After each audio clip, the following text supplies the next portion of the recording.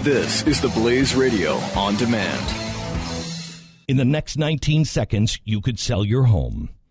Okay, it's not going to sell your home, but you're going to take a big step toward getting it sold. Go to realestateagentsitrust.com and find an agent selected by my team, a professional who shares your values and speaks the truth. Sell your home fast and for the most money.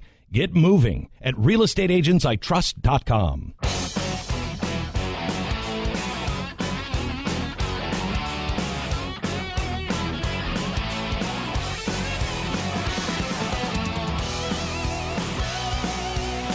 This is the Buck Sexton Show.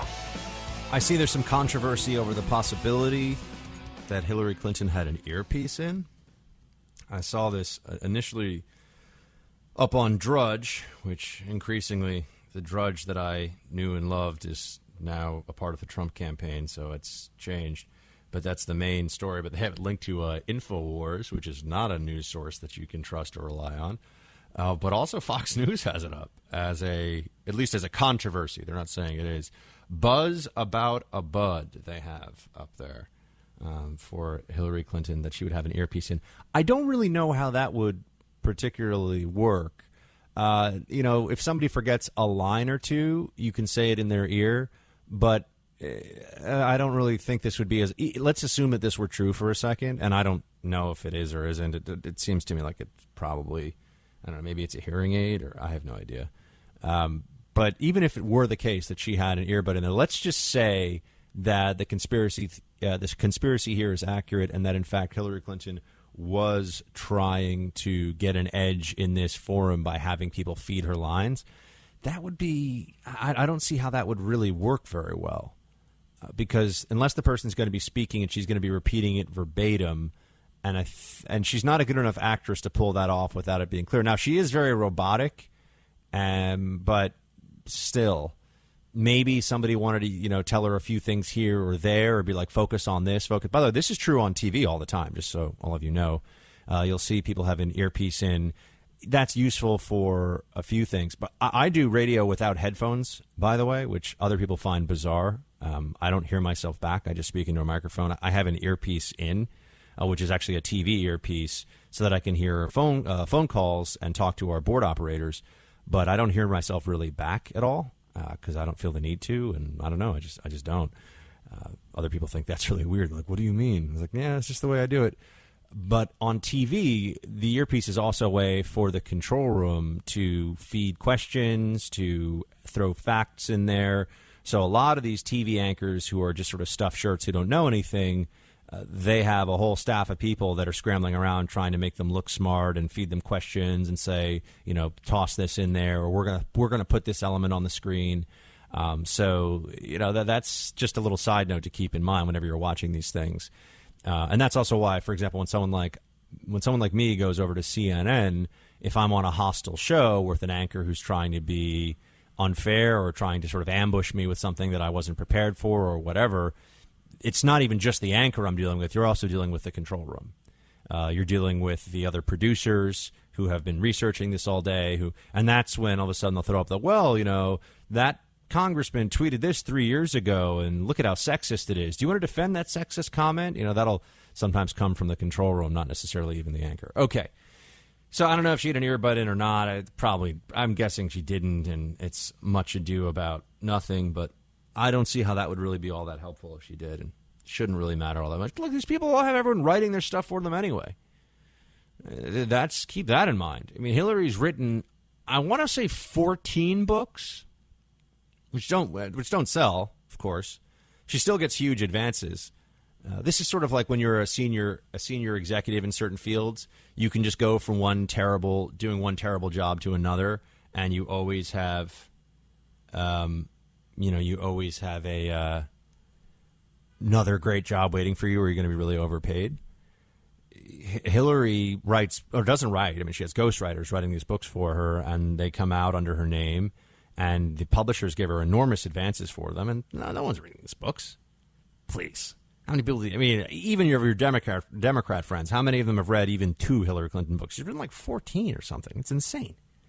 Book after book after book. But, the publishers, tend to skew left, and it's a sort of a prestige thing for them to publish a Hillary Clinton book, and so they'll just publish it, and they'll give her a big check to do it. So they're the ones who are publishing Hillary's book. I mean, I don't know.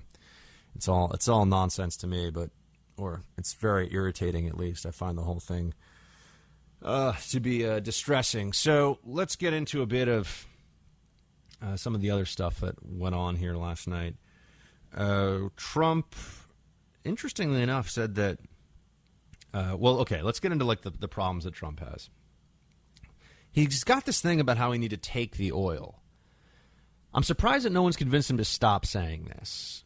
I can't come up with a defense of this, and this is not a position that I believe a person who is thinking clearly about the issues can particularly hold, but he really is stuck on this. Not moving, not budging. Believes that we should have taken the oil. Play clip 8. I've always said, shouldn't be there, but if we're going to get out, take the oil. If we would have taken the oil, you wouldn't have ISIS, because ISIS formed with the power and the wealth of that oil. And we're the only ones. We go in, we spend $3 trillion, we lose thousands and thousands of lives, and then, Matt, what happens is we get nothing. Yeah, but we're not running some imperialist, mercantilist society. We're not actually trying to colonize militarily the rest of the world. And this would play right into the most sort of paranoid conspiracies of the jihadist movement itself, which is that we're essentially all pawns of Israel and we're just trying to take Muslim land. This idea that you would be able to secure the oil fields, Trump has, I don't know, I guess he has a very limited understanding of how this all works. It's not just the oil field. You also have to then transport the oil. There are really only two ways that can be done from these oil fields. I'm pretty familiar with at least some aspects of the Iraqi oil infrastructure. You have pipelines, which are easily sabotaged at any number of places along the way, or you have trucks, fuel trucks, which can be hijacked, and there's all kinds of things that can happen there too. So it's not like you seize the oil fields, you build a huge wall around them, a beautiful, huge wall. You can't just build a big wall around them, and now you have these great gas stations that are going to fund, U.S. military operations, and there's no problem. Not only would they be a huge source of violence themselves. I mean, I think they would be attacked by the local population on a regular basis. You would have no way of getting the oil out from them unless you had a very considerable military infrastructure in place to defend all of these things. So when he says take the oil, I don't know if he means help defend it for the Iraqi government so that it doesn't fall into ISIS's hands. I would like to think that's what he means, but that's not what he's saying.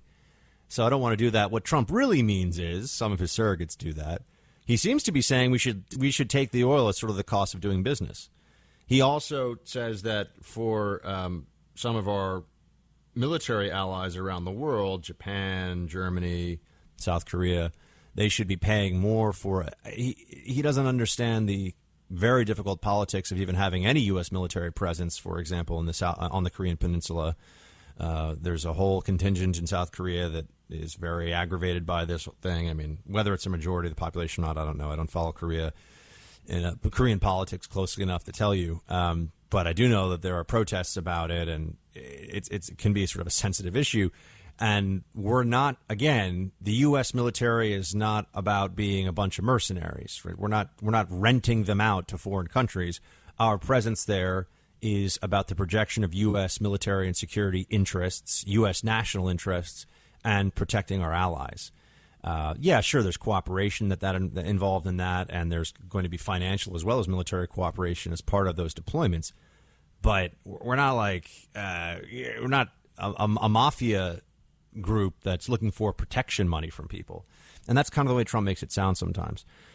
People, I guess, don't really care. They'll come up with some way to just say that this doesn't matter. I don't know. There must be some means of ignoring this within the Trump camp. Also, surprisingly enough, he said that he thought that undocumented people who join the military, that's a very special circumstance and that they should be able to stay. Play clip 6. Do you believe that an undocumented person who wants to serve in the U.S. Armed Forces deserves to stay in this country legally? I think that when you serve in the armed forces, that's a very special situation, and I could see myself working that out, absolutely. So she's saying has already served in the armed forces or wants to serve, plans to serve? Plans to serve in the armed forces. As you know, that under DACA, we already have people who are undocumented I who are think serving. Military is a very special thing. If they plan on serving, if they get in, I would absolutely hold those people. Now, we have to be very careful. We have to vet very carefully. Everybody would agree with that.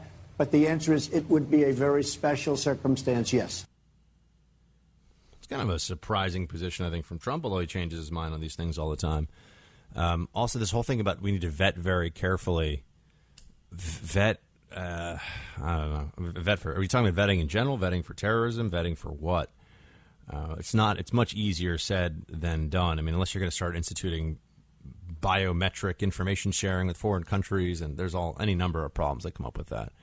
There was a lot of talk about veterans issues. I haven't really gotten into that much, but about with the VA, and maybe we'll return to that in just a few minutes. I want to know what all of you think about this forum last night. 888-900-3393.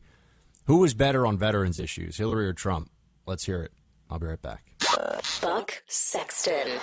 The Blaze Radio Network.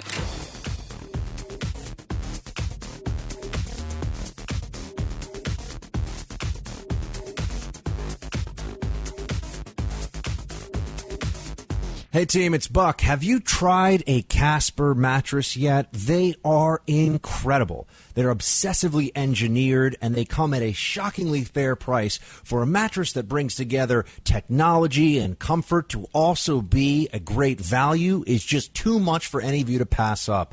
It combines springy latex and supportive memory foams to create an award-winning sleep surface with just the right sink and the perfect bounce. Time magazine named it one of the best inventions of 2015.